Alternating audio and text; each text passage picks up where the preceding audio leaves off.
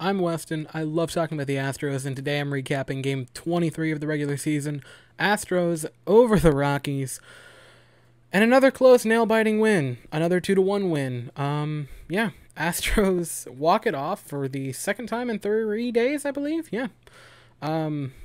Absolute pitcher's duel for the majority of this game up until extras. This was just an absolute pitcher's duel. Both pitchers were incredible today. Both starters, excuse me. Starting off with the pitching, Greinke tossed an absolute gem today. I can't remember a time that he's looked this good in an Astros uniform. Truly just an unbelievable start today. 8 innings, 7 strikeouts, no walks. I believe only 1 hit, no runs. He was just spectacular today. Or excuse me, 3 hits. He was spectacular. This might be blasphemy, but I think Greinke might have one of the best pitch mixes in Major League Baseball right now.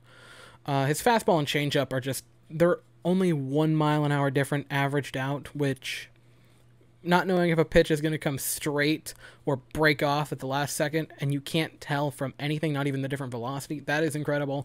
He's got an incredible curveball, and that eephus. Whew.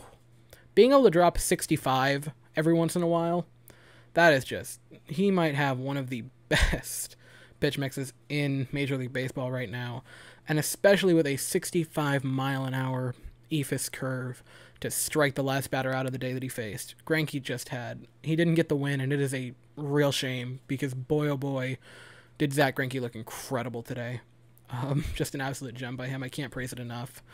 Brought in Paredes. He pitched an inning, and Paredes, he threw gas in that 9th inning. He really surprised me. He's looked pretty good all year, but I mean, he just came out and he was firing on all cylinders. He threw absolute gas. 2 strikeouts, and they were dominating strikeouts. I want to emphasize that. Like, he just looked phenomenal, and he's looked really good all year, and he just continues to develop. And for a guy that only had 12 games above single A last year, Paredes has been one of the big shocks in the bullpen for me. Presley came in and then, in the 10th, and I will say this about Presley. His game today, it's deceivingly not good. He was not as bad as the score is going to indicate, and it's the absolute truth. Take away the run that he gave up, which wasn't an earned run because that run artificially started on second because of the terrible extra innings rule that I hate with passion. And if Major League Baseball even thinks about keeping this rule for the future, I think people would riot. Anyway, that's beside the point. He gave up the run, and by the time the inning was over with, he had given up a run and had runners at the corners, which looks really bad. But when you break it down, the 1 run that he gave up was artificially created by a stupid rule, and the runner at third base was only there because he intentionally walked him, and had it not been for a runner at third, there is no way that in a tie game you're going to intentionally walk a guy with 2 outs. That is not happening during, like, if they're, again, take the rule away, that doesn't happen. And so he finishes the inning, if not for stupid rules, with maybe 1 hit, maybe not. So I wanted to say that because I saw that and I wasn't confident we were going to score. And so I was just like, okay, I really want to write this down and emphasize this, because if he gets yelled at for this, this is one of the Presley moments, one of the Presley runs, the only one this year that I've seen that I'm like, this was not his fault that it scored. Scrub came in the 11th, and Scrub is very much like, how do I put this? If you care about the bottom line, and the bottom line for you is runs, Scrub has been a great pitcher this year. He has not given up a run, or at least not an earned run as an Astro. But he's walked a ton of people, and he makes innings get kind of murky, but he doesn't allow runs, which leads to stressful innings, but scoreless innings. So take that however you like it. I would love to see him clean that up, because if he could stop walking people, he could be a very, very good reliever. And the only thing that's really holding him back right now is the walks. I believe he's given up 12 walks to 10 strikeouts this year, and that's not great.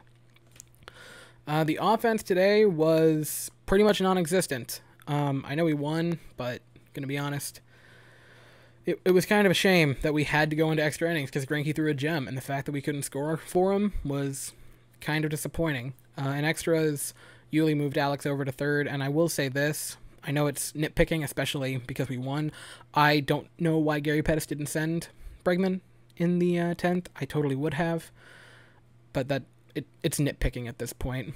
Tucker sack flied Alex home, then I believe Altuve struck out, and then I believe Toro struck out, which is just Altuve.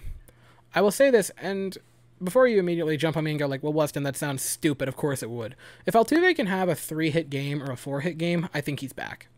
Just because I think the only thing holding him back is not thinking he can do it.